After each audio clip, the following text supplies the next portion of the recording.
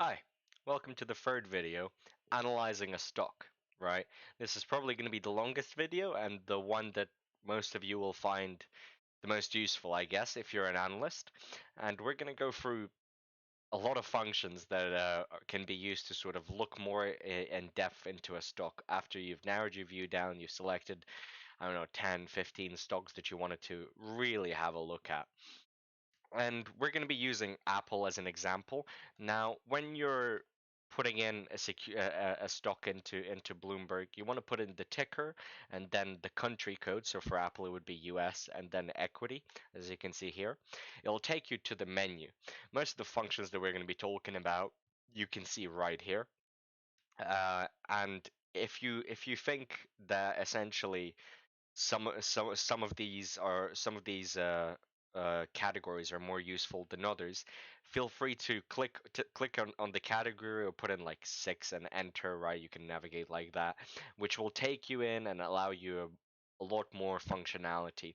Now, out of these, realistically, those of you who are going to be watching don't really need to worry about the trade analytics function, um, and perhaps even the derivatives function. You're really going to be concerned with these four and these two categories. But without further ado, let's look at DES, or security description. This is going to be where you go if you have no idea what a company does, if you have no idea of any key information, right? You get in here, description. You're going to get a very straightforward rundown of what Apple does, right? So this is the company description. There is a bigger overview which goes into a lot of depth, right? Well, a lot of depth relatively, and it'll cover the most important stuff that's been covered in the news. Prospects, past performance, stuff like that. Here you'll see the price chart, right? GP, which we'll go into a little bit later. The most important technical information, you have your market cap. This is going to vary depending on what company you're looking at. You have to take note of USD, right? If you look at a Japanese company and then the market cap is in trillions, don't be scared. Um, and then shares outflowed. You have your dividend information. It also obviously links you to some important functions like dividend and estimates, which we'll go into cover later. Um, but also something we're not going to have a look at, but which might be very interesting to you, is the management function, and you want to click on that to just see a brief rundown of who are the important senior people. Here you have the most important execs at Apple, essentially, right? Chief Operating Officer, Chief Executive Officer, and then CFO. But if you want to really delve into details of that, you want to click on that and see whether the company has a good management. But okay, apart from that, you can also click from the profile tab to the issue info. This is where you see when it first IPO'd, I believe, right? This is its issuance information. Um, then you can look into some key ratios, right? Cash flow analysis. You can graph stuff like that. Uh, you can graph things using this button, and then revenue and EPS, right? So this stuff here is just a lot of financial information. Now, if you want all of this in a nice little PDF format, just click on the report, right? It'll generate a PDF. But up top, the important thing here is we have the security, we have the currency in which it is trading. You can see quoted in US dollars.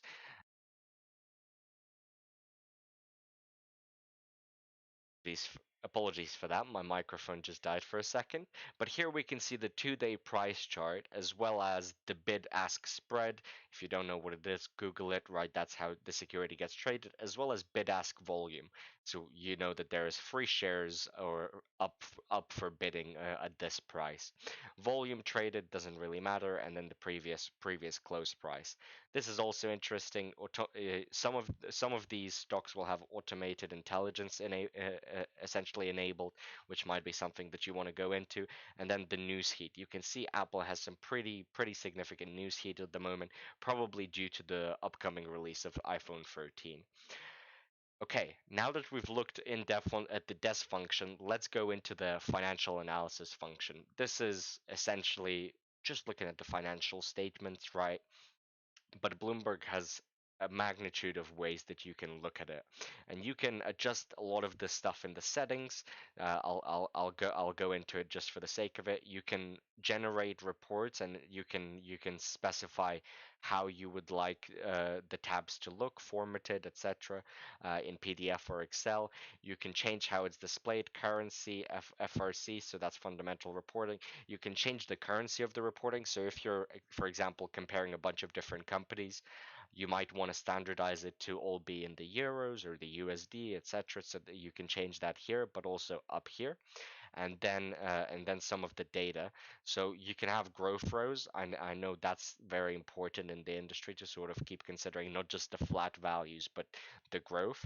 Um, as well as the amount of data that you want. Okay, so here we have the data for the last 10 years, but what if I wanted to do it semi-annually and for 20 half-year periods? You can do that, right? You can change a lot of that around. But regardless of how you can present this data, the amount of data that's available, at least for Apple, is an absolute treasure trove, right? You have your highlights. This is the key stats tab.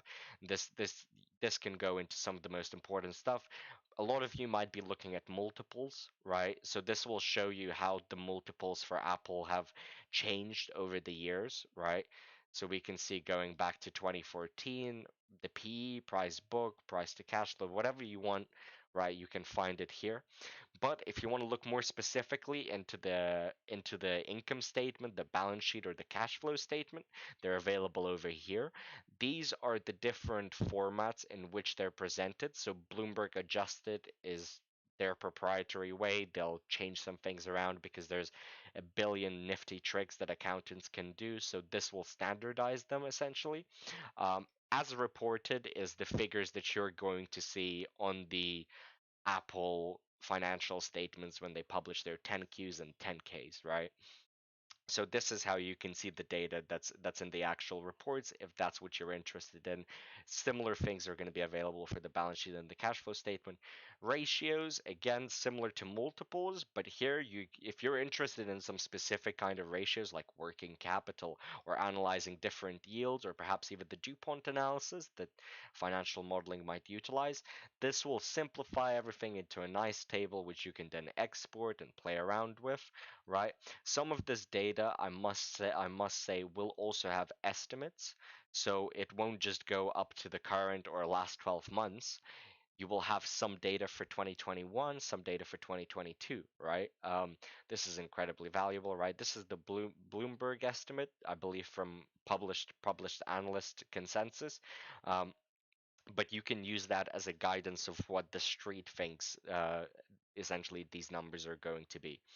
And then after that, probably the perhaps most important thing for trying to value a company is going to be trying to separate it into segments, right? Whether those be geographical segments or they're going to be like different products, right? You can see we split Apple and services, products, iPad, iPhone, all of that stuff. It splits the revenue, and that's going to be important to sort of try and predict growth because those segments, whether they're geographical or product based, aren't going to grow at the same time. Here you have some additional stuff talking about contractual obligations, options, employee data. Employee data could be quite interesting to look at, right? Might be a good indicator for company health, and then hopefully something that's probably more and more important by the time is ESG disclosures. Some of the companies will have an ESG disclosure score on Bloomberg, right? So you can see Apple has been getting better with it. And then it'll talk to you about emissions, social disclosure, again, number of employees, different important percentages, and statistics for ESGs. But you can look a lot more into depth in these things. Something that's quite the rage and quite interesting is executive and director compensation, and you can sort of look at that and compare how that essentially evolves with employee pay. But Bloomberg is incredibly customizable, and so you can essentially enter your own fields if you want to. If you want to, you see, enter field. So I can do environmental disclosure score as well as CEO salary. Here you go, and we can compare how these things progress over the time, right? This is just an example. If you want to make a custom sheet with a lot of different information, this might be the way to do so. Okay, moving on to the GP line chart. If you're in an equity, this is going to show you the stock price chart, right? And this is interesting. It's telling us that we can compare related securities, which is also very useful. But I want to take a moment and note that in the top right corner here, there is a function available which is take a tour of GP. Now you'll see that in some of the functions you'll have this available. Please do and make use of that if you want to learn more about the functionality of that function. But this is going to give you essentially just a rundown of everything, or at least most of everything that's available.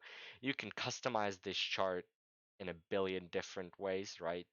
Period, whatever. You can change what's displayed, last price. You can add moving averages. You can annotate, disannotate. If you like technical analysis, you're gonna absolutely love this, right? You can do percentage change, so percentage change from this point in Apple to this point, and then you can see, boom, 143% annualized, absolutely insane, from June to now essentially. But there's a billion different ways that you can customize these. You can do suggested charts, right? If you want to look at the risk premium of Apple, for example, you can chart that, and there's just an infinite amount of things that you can look at. So this is Apple in white compared to S&P indexes, and then the US generic government bond, right? So obviously the least riskiest asset. And then you can create new chart, you can add it to your graphs, you can save a copy, and once you're in G, you can also share it with people on Bloomberg terminal, etc. And then add data. So if we go back actually to the price one, add data. So for example, instead we also want to see at the same time, for example, Samsung, right? How has its share price performed? And we can see essentially that it's been, these aren't adjusted or indexed, so you might want to go into edit chart here and then go into last price and play around with this, right? So multiplier, constant source, etc., and try and index it to see the percentage change, but you can compare a lot of different things in that place. The next function that I wanted to go through is ANR, or analyst recommendations, right? And this is something incredibly valuable as a Bloomberg terminal, right? You can see for Apple, I mean, everyone covers Apple, so for some of the other stocks, you might see five or six, etc. But here you can see the company, the research company that covers the stock. You can sometimes use like essentially get access to the actual publication and get access to the model. I'm obviously unauthorized for that, but it'll tell you who's covering the stock, what's their recommendation, right? Is it buy, overweight, outperform, whatever you want to call it? What's the target price? When did they update their target price?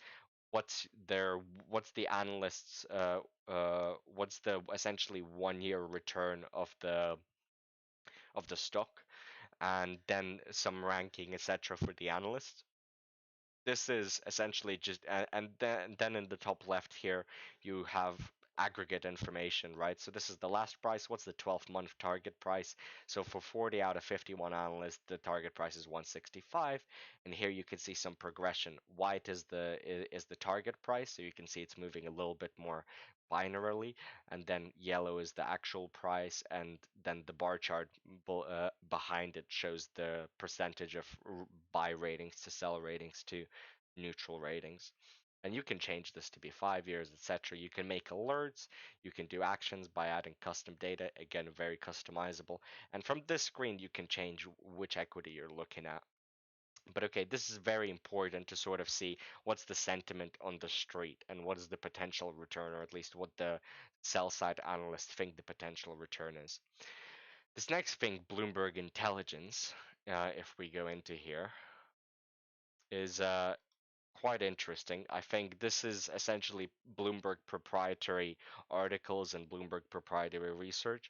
If we can perhaps specify for Apple, boom, we can see some of the research company. Let's see. So this is the research available company data.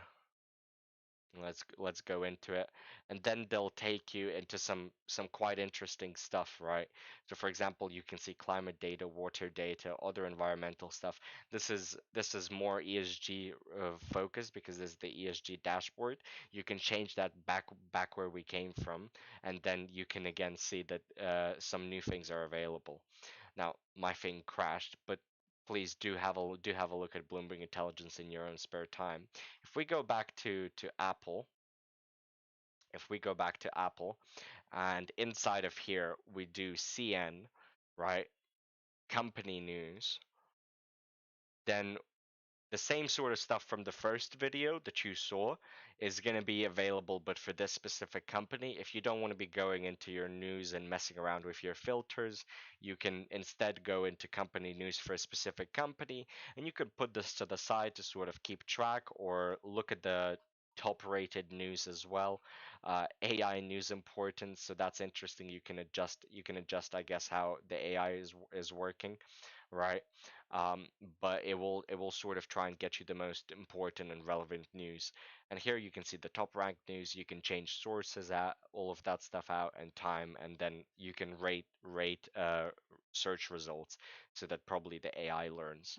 Okay, coming back to the fundamental side, if we do supply chain analysis, SPLC, this is something incredibly interesting, and this data is lacking for quite a lot of companies, but something as big as Apple has a plethora of it. So you can see Apple here in the middle of this graph. You can see some of its competitors as well as its customers and its suppliers, right? So you can get an idea of how Apple's supply chain works. And if you wanted to, you can go into Pegatron instead. And then hopefully this should, yeah, you can essentially go down the supply chain, see where things are coming from, see where things are going, right? So for Pegatron, it's the second highest supplier for Apple, but Apple is its hands down 60% of Pegatron's revenues come from Apple, right? And 18% of their costs do as well.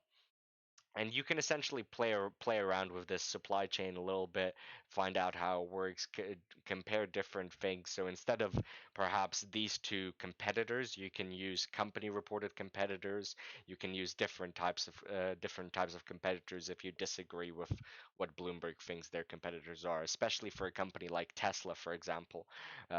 Something it's a car company, something it's a tech company. Well, you can adjust that sort of analysis here. Something that's personally quite interesting to me is the own function, ownership summary, right? This is going to essentially show you who is holding the shares, right? And again, if there's insider buyings, right, you can see from institutional float held shares held essentially as a percentage by institutional. You can see where the shares are held. You can see that 80% of it is in United States, and then on the right here, what I was talking about is the insider tab.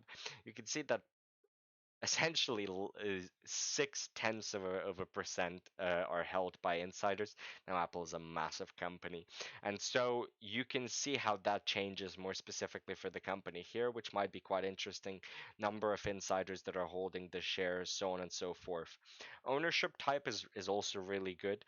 For example, in a different company that I was looking into, private equity was very prominent because they just floated the company, and so that can really impact how the company is run, its profitability, all of that. So ownership, and you can go into depth about into all of these statistics, so you can see the historical chart for institutional ownership or the current holders, and to get a better perspective. And if we go into this, we're probably going to see BlackRock, Vanguard. Yeah, you have Vanguard, State Street, BlackRock, the biggest institutional holders, right? Essentially, and how their positions have changed. And again, I believe if you break this down, if we okay, so a lot of Vanguard funds hold it. But if we click on this, we can again see historical positions for a specific index fund that owns this, and see how that changes. That could be a nice indicator of faith and their faith in the company. But okay, this next this next function that I wanted to go through is perhaps more debt oriented, the credit profile or CRPR. And essentially, very important information, right? Especially if you're not looking at blue chip companies. Has an extremely high rating from Moody's, from Standard and Poor's, from everyone, right? AA plus. And so this is where you can sort of analyze that, look into it, um, look at what the different rating agencies think about that, look at what they think about different debts, right? If a company issues different debt, is there a giant discrepancy between its different debts? Why is that? um, you can see its outlook. Sometimes you can have the disclaimers for new information, etc. But then something that I wanted to go into, which aggregates this information quite nicely. I don't know if it's very accurate, but if you go into DRSK, you can do it from the main menu, or you can do it from here. This will give you some nice default probabilities, right? And for example, here we can see the 1 year default risk, IG1. This is Bloomberg calculated, is 0.0004%. Apple isn't defaulting on its debt anytime soon, right? Um, I wonder if we click on here, so we can compare different credit default swap models. I believe, and see how they're working on the chart over here, as well as compare some important debt ratios and its range historically. So you can see that Apple currently is debt to equity is like 187.1, right? 10th percentile. The blue point is, I believe, where it is now. Yeah, Apple. The red thing is median, and then the purple thing is the weighted average. So you can see how this is performing historically. Um, okay, but even just gives you a nice little perspective. If you think that a stock is extremely discounted for whatever reason, go here, look at the default look at the default probability, and then sort of try and analyze that. And we can go into 3 year, I believe here. Okay, so this is historical. Uh, but okay, have a look at this, especially if you're dealing with companies with terrible cash flows, etc. There might be a very good reason for the discount. But okay, to analyze its debt further, as I mentioned, different types of debt, you might want to go into DDIS, or debt distribution. And this will show you the breakdown of all of the different debt that Apple issued, right, over its lifetime and its maturities. So here you can see that in 2031 you have almost 5,000. What is this in all values in millions, so almost 5 billion uh, in debt maturing, right? And you can change this, you can see whether you can split this by currency. So if I only want to see European debt, okay, if I can only hold European debt, etc., then I want to be looking at this. Okay, its debt profile is like this. You can do country of incorporation, all of this stuff, and break them down essentially by what is this debt like. Um, you can do current issue or parent and subsidiaries as well. If the company you're analyzing is in a little bit of a complicated structure, you want to get a bigger overview of the entire thing, and essentially just analyze when is the debt maturing, right? So for Tesla, that was an interesting thing to look at, because a lot of it was convertible.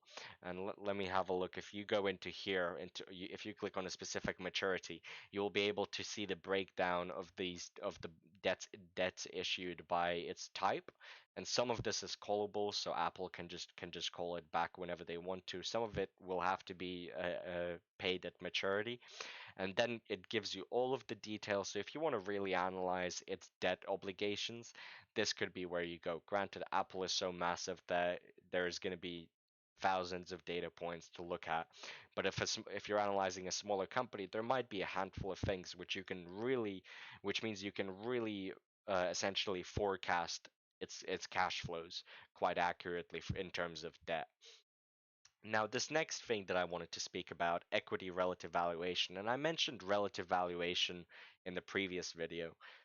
But this is specifically for looking at equity, right? Obviously, when you're looking at relative valuation, that's gonna incorporate both the equity side and the debt side, and it's gonna jumble it up all together.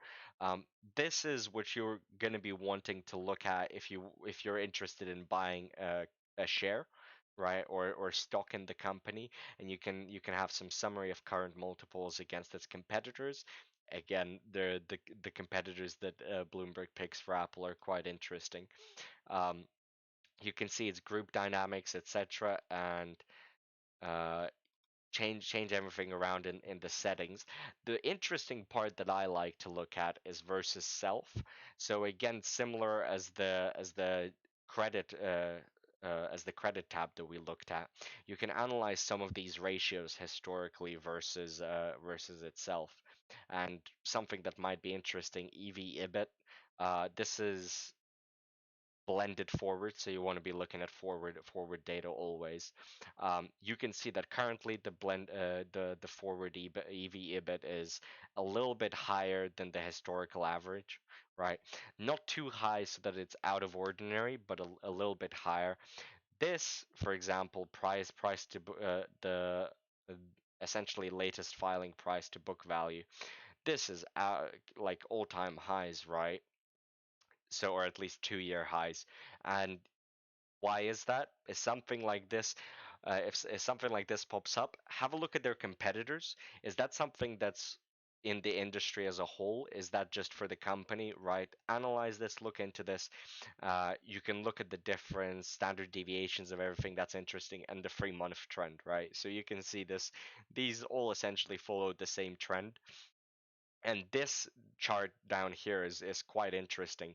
You can see how earnings releases and different events essentially interact with this with the ratio.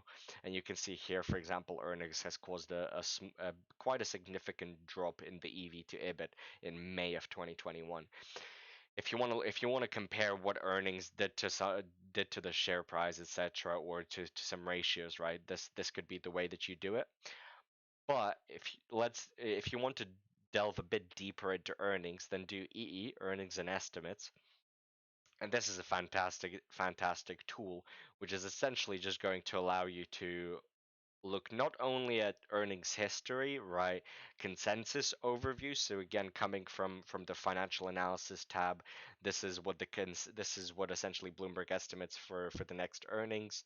Um, you can also hop into the analyst coverage tab from here, uh, but also looking at the at company financials, and an interesting point which I like here is that it compares its growth of key metrics like EPS against its peers, and also gives you the past surprises. So you might be looking at Apple and thinking, why does it just keep going up, right? And essentially it keeps beating everyone's estimates, right? Of the past eight earnings, it beat analyst estimates. So it keeps rising. Everybody keeps underestimating Apple, and it keeps outperforming the estimates. And this is where you can sort of get the idea of why it's doing what it's doing. But moving on to a sort of sub-function inside of here, EEO, the consensus overview, which I'd like to talk a little bit about, essentially displays the earnings analysis corresponding to the current market period or recent market periods, right? And you can then see for Q4 of 2021, the estimate is this. If you want to add this to your models, if you want to compare how your expectations differ from this, that might be the explaining factor of why you're getting a different price when trying to value a company, right? A lot of these companies are going to be valued for the next years or the next 2 years earnings, and then apply a multiple to that. And this can really explain to you why the company is valued at what it is, as well as you can look at consensus growth metrics, right? You can see insane metrics because the pandemic happened last year. So for next quarter, it's really predicted to be amazing, not as amazing as this last quarter. But then you can see actually the growth is probably going to dial down next year, where you're going to have negative growth and sort of an oscillation. That's something I didn't expect to see and might be interesting to look at for your own companies. But regardless, so this is what people are expecting. What do we wanna what happens when they beat or they underperform, right? And what you want to do is you want to look at earnings surprise, SERP, right?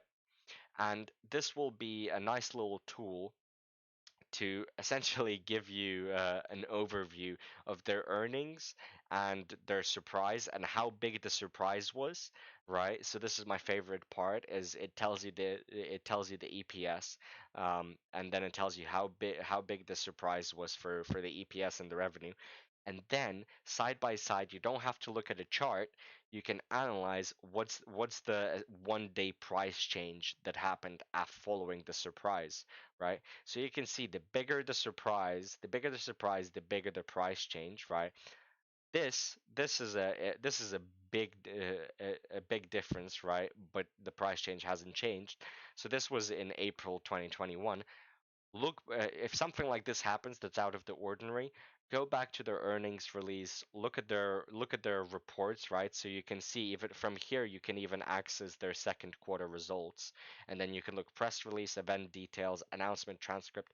Let's look at their press release. What do they have? And then Bloomberg will load this up with all of the information that they released to the press just before they had their event, right? You can go through this in depth. Exit child window, yeah. But announcement transcript on the actual call, this is absolutely amazing. If you miss a call or if you're doing historical stuff, boom, Bloomberg does transcripts. You can access them. You can look at what they said. You can look at the wording. If you're getting into it, you can even try and use AI probably to look at how that changes things.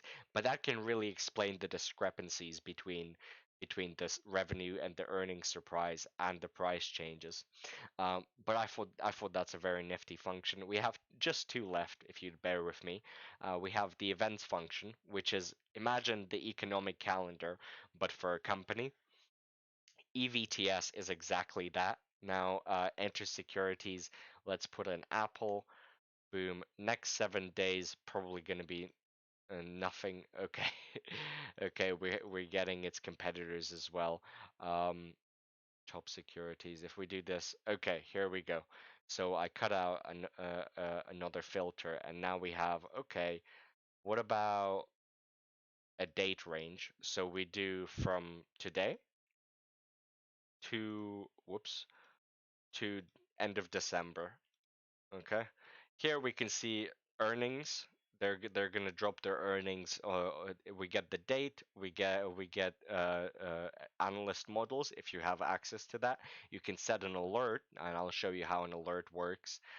You can get instant alerts on the time that the date is released. You can get event starts 50, 5, 10, 30 minutes, whatever, however much you want. You can do different sorts of alerts or bring alert catcher to the front. Look into this if you like to stay on top of things.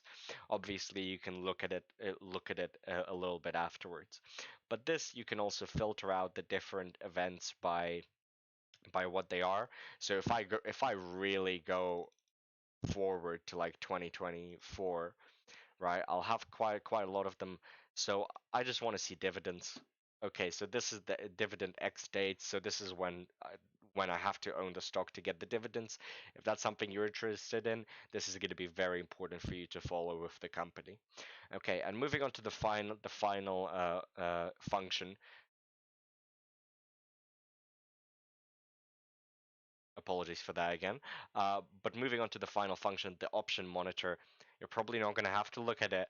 But if you're interested in looking how the options are moving, what is the market for the options for the company that you're looking at is, perhaps for hedging, etc. Perhaps it's a better play than just owning the shares outright or shorting the shares outright. Perhaps it's better to buy puts.